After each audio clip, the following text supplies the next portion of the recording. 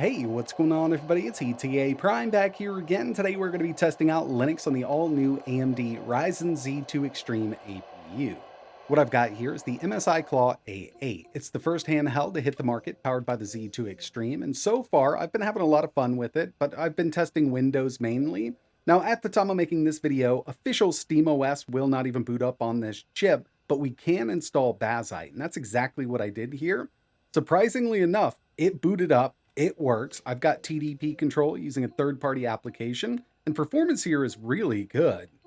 Keep in mind, it is a bit early here for the Z2 Extreme and Linux, but the performance that I'm seeing right now is beating out Windows. And actually, right now, there's no official Bazzite support for this handheld, but their image just worked on it, even the controller. A couple things that I couldn't get working here were the rear macro keys and the two extra buttons up front, but I've got Wi-Fi, Bluetooth, obviously we've got audio. I wasn't exactly sure what to expect trying to install it, but luckily it worked. Moving over to my game capture so we can get a better look at everything, just to show you that we're still on that system. We'll go down to settings here. If I go to system, you'll notice that we're on Bazzite 42 because, like I mentioned, SteamOS will not work on this. And if we move down, it does show up as that AMD Ryzen Z2 Extreme, up to 5 gigahertz, 8 cores, 16 threads.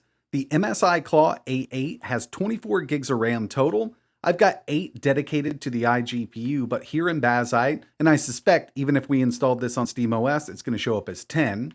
And the iGPU here with the Z2 Extreme is the 890M. I've checked the ROMs and everything. It matches up directly with the 890M and the HX370. So we've got those 16 CUs here. And I didn't have to do anything special to get this up and running. I just installed it and it booted up. The only thing that I'm missing here is our TDP control from the performance overlay. But we've got everything else. We can disable the frame limiter. HDR is listed here because I'm connected to an external monitor. Half rate shading. Manual GPU clock does not work. As soon as I move it up, it's probably going to, yeah, there we go. It'll go right back down. But luckily for this, we can install a third-party application known as Simple Decky TDP Control. And from here, we can go all the way down to 4 watts up to 40 watts. And I've been testing anywhere from 15 up to 25. GPU mode, we can disable the CPU boost, SMT. We've got our minimum TDP up to 40 watts again here. Lots of great options here with Simple Decky TDP control. This is what I use on most handhelds that aren't the Steam Deck. And it does work here on the Z2 Extreme. So another thing we can do, open this up. Over on the left-hand side, we've got those 8 cores, 16 threads. And I mean, it's just going to take up a lot of space on screen. But so far, this has been working pretty decently on the MSI Claw A8. And I've even got Wi-Fi and Bluetooth. All of that's working. But now I want to get into some gameplay because I want to show you what this thing can do. We're going to start out with Cyberpunk 2077.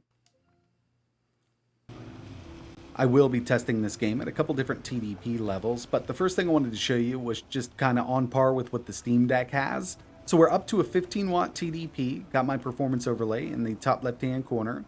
Steam Deck preset 800p. Now this chip does require more wattage to get on up there. If you take a look at our clocks on the CPU and GPU, I mean, they're relatively low. We've got more cores here to power than the Steam Deck does. So I'd say a 17 to an 18 watt TDP would be where we need to be for something like this. But either way, the Steam Deck itself, you know, with these same exact settings, averages anywhere from 43 to 45 FPS. We're a little over that with this at 15 watts. Not a tremendous jump, but we can get a lot more out of this system. And just to give you an idea, recently I went through and I tested the MSI Claw A8 in Windows, 25 watt TDP. I also tested the ROG Ally X with the Z1 Extreme, and over on the far right hand side, we've got the Claw A8 in Bazzite at 25 watts. At the end of this benchmark was Cyberpunk 2077. On the Z1 Extreme, we averaged 42 FPS.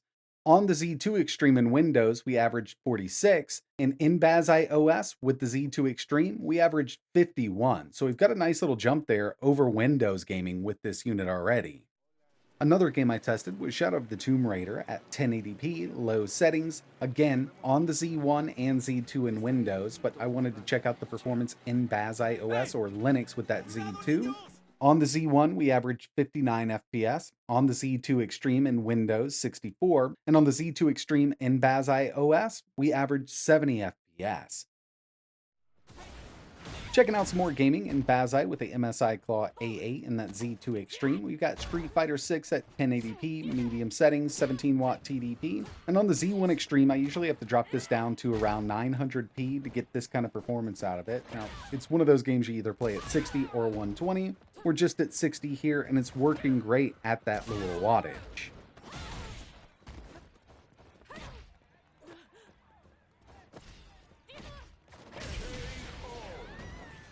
Here's Ratchet Clank Rift Apart 900p medium with FSR frame gen on. We're at a 20-watt TDP. Now, if you don't mind playing this at 900p 30 FPS, you can do it all day long, but I wanted a bit more out of it, and unfortunately, without frame gen, we're only sitting around 51 FPS on average. But with frame gen enabled, we're over 100 FPS with the Z2 Extreme here.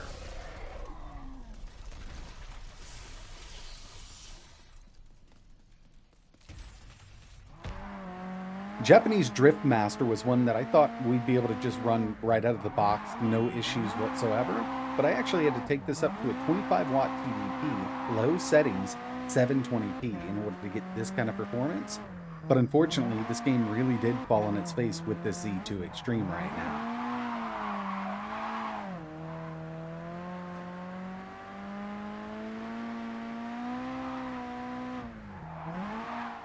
Elden Ring is another one that I wanted to test here. We're at 900p low, 20-watt TDP. And if you take a look at our FPS, I mean, we're fluctuating anywhere between 52 up to 56. And this is kind of the case across the board with these higher-end iGPUs. Even, let's say, the Z1 Extreme at a 30-watt TDP, 900p, we're going to be right there at 54 to 56 FPS. But with this, we were able to take it down to a 20-watt TDP. Unfortunately, we're not up to 60.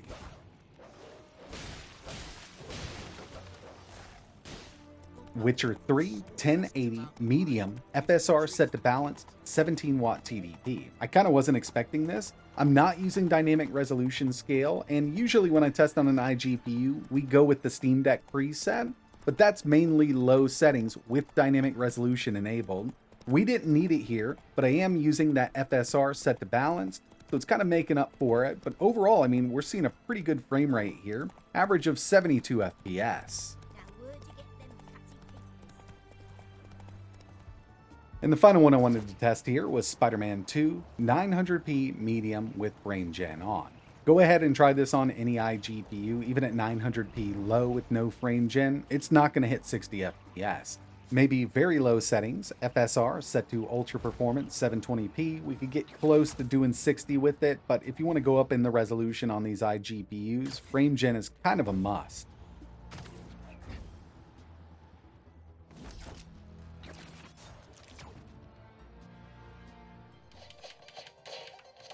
The last thing I wanted to check out here was some low TDP indie gaming, and the MSI Claw A8 has an 80 watt-hour battery. I've got the performance overlay on right now, screen brightness set to 50%, and I've got the TDP set to 6 watts. We've still got Bluetooth and Wi-Fi on, and I know it might be a bit hard to see, so I'll make it a bit bigger here. Total system draw, that's the screen, even the RGBs on right now, is only pulling 7 watts in total on this handheld, and it's stating that we can get a little over 12 hours of runtime out of it. Now, I think that's a little over-exaggerated, but a little over 9 hours is totally possible with this system for sure.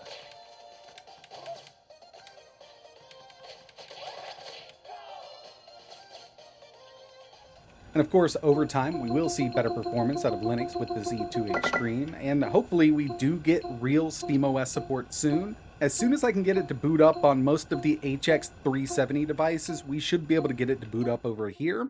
Valve did release a patch about a month ago that stated that it should resolve hangs with the HX 370, but I've got a bunch of those devices and I've only been able to get one to boot it up so far. So we'll just have to wait. But until then, I mean, this was working, and it's working way better than I thought it would, given that it's really early for this chip. But that's going to wrap it up for this video. If you're interested in seeing how this thing performs with Windows or seeing how it stacks up against the Z1 Extreme, I'll leave links to both of those videos I created in the description. And like always, thanks for watching.